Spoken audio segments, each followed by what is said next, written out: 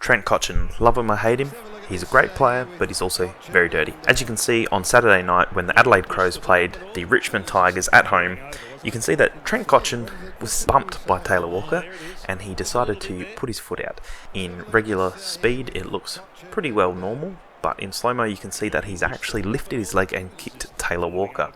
Now let's have a listen to what Taylor Walker had to say about this. You can't go around kicking blokes. Especially when it's deliberate. It was I'll tell you deliberate. what, if the Shiel's on the other foot, I would have been missing the next month.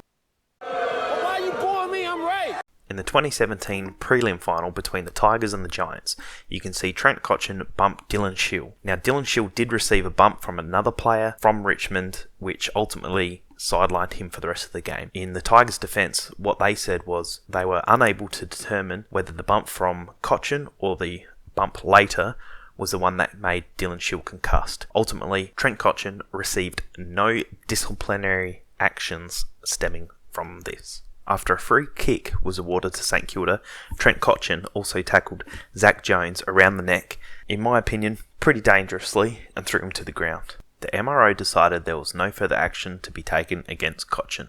In this clip we can see St Kilda's Paddy Ryder connect with Hawthorn's Will Day. Now Paddy Ryder does connect with Will Day and he gives him some whiplash, which looks to give him ultimately concussion. The problem with the AFL at the moment is it gives precedence to the outcome rather than the incident. We'll see an incident very soon which is very similar in nature, where the player does not end up concussed and there's no penalty, there's no fine, no suspension for weeks. Now Paddy Ryder got 2 weeks for this hit, which I think is totally unfair. Tim English's hit here, he receives nothing. He doesn't even get a fine for this. The consistency with the AFL is the problem. There's too many people here who get away with things like what Trent Cotchin did to Taylor Walker, where he can kick him and all he receives is a fine. And Paddy Ryder does a, in my opinion, a legal bump, and he gets 2 weeks because the player ends up concussed. It's not the action, but they pay the suspension on the outcome, which I think is unfair to the players.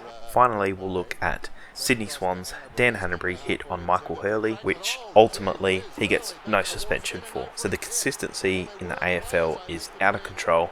I don't know what is going on. I know this clip is quite old now, but the consistency is still too far off. It just doesn't make sense to the average viewer. Let me know what you think below.